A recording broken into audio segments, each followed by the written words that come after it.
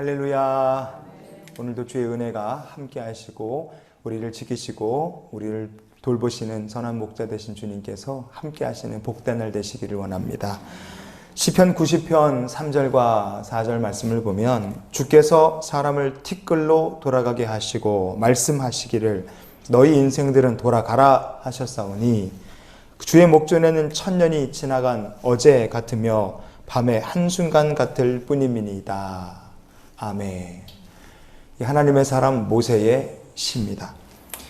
하나님께서 보시기에 우리 인간의 삶이란 정말 순식간에 지나가는데 티끌하고 다를 바가 없다 이거예요.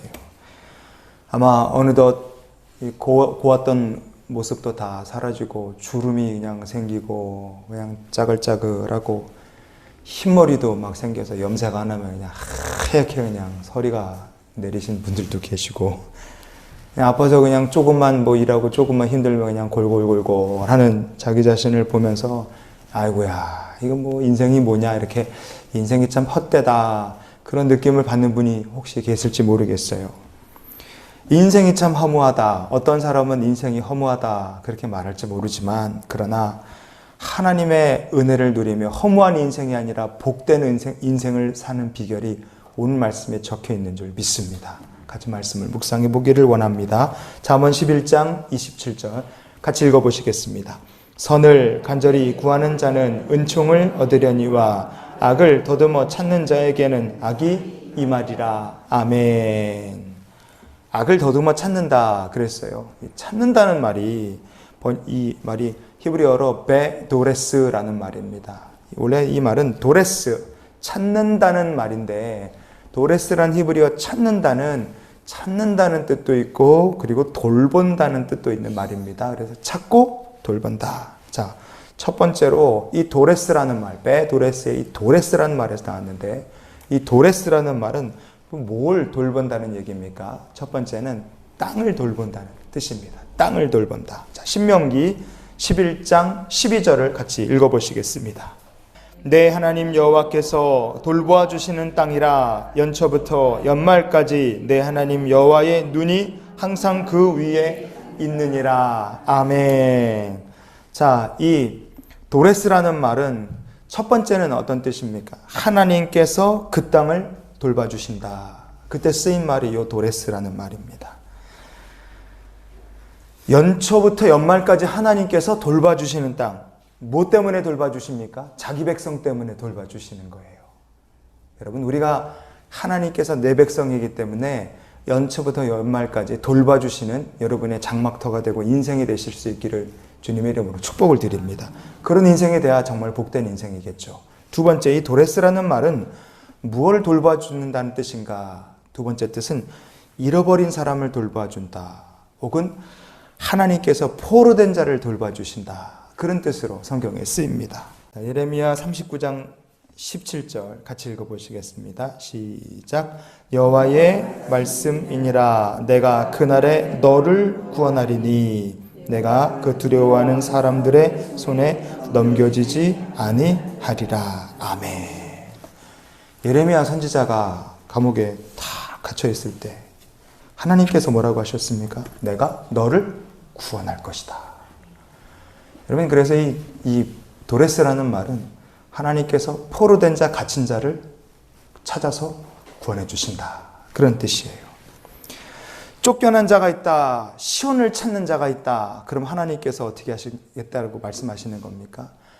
이 이스라엘 백성들 중에서 바벨론의 포로가 돼서 쫓겨난 자들 한 사람도 돌봐주는 사람이 없어요.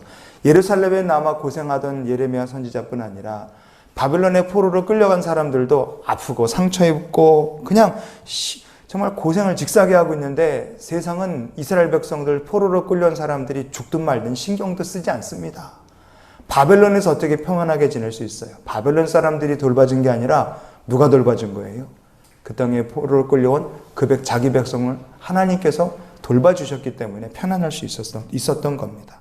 그래서 예레미야를 돌봐주실 때도 바벨론의 포로로 끌려간 백성들을 돌봐주실 때도 하나님께서 지키고 돌봐주시겠다는 말을 도레스라는 히브리어로 말씀하고 계십니다. 그러면 우리가 이 말씀이 뭔지 명확하게 알 수 있죠. 이 찾는다는 도레스, 이 말은 하나님께서 자기 땅, 자기 백성을 찾아서 돌보신다는 뜻이고, 혹시 포로로 붙잡혀 갔거나 쫓겨난 백성이 있으면, 잃어버린 자가 있다면, 갇힌 자가 있다면 찾아서 돌보신다는 하나님의 약속입니다. 그런 그 하나님을 간절히 찾는 자는 어떻게 됩니까? 오늘 본문이죠. 잠언 11장 27절 같이 읽어보시겠습니다. 선을 간절히 구하는 자는 은총을 얻으려니와 악을 더듬어 찾는 자에게는 악이 임하리라. 아멘.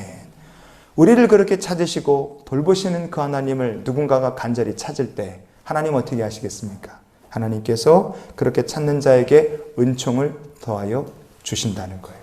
그 은총은 바로 이 도레스의 은총입니다. 찾아서 구원해 주시고 지켜주시는 은혜예요. 여러분이 그런 은혜를 받는 거룩한 믿음의 성도 되시기를 주 이름으로 축원을 드립니다. 그런데 반대로 하나님을 찾는 것이 아니라 아예 악을 이렇게 더듬어 찾는 자, 이 더듬어 찾는다는 말, 이렇게 더듬더듬 하면서 이렇게 찾는데, 이 사람이 찾는 건 하나님을 찾는 것이 아니라 악을 찾는다 그래요. 이 악은 어떤 악이냐? 남을 아주 고의로 죽이려고 하고 못되게 구는 아주 악한 고의적인 악을 찾는 사람입니다. 그런 사람들은 과연 어떻게 될까요? 성경에 그런 사람 하나 있죠. 우리가 유명한 사람, 사울왕이 그런 사람이었어요. 사무엘상 23장 9절에 보니까 다윗은 사울이 자기를 해하려 하는 음모를 알았다 그랬어요. 사울이라는 사람이 자기를 아예 죽이려고 못된 생각을, 흉계를 꾸미고 있는 것을 이 다윗이 알게 됐을 때 하나님께서 그때부터 어떻게 하셨습니까? 다윗을 철저하게 사울의 손에서 구원해 주시는 거예요. 아무리 사울이 온갖 악행을 다 준비해도, 악한 꾀를 짜도 하나님께서 다윗을 지켜주시니까, 도레스의 은혜로 딱 덮어주시니까 사울의 손이 다윗을 잡지를 못해요. 이게 사울로서는 미치고 한장을 노릇이죠.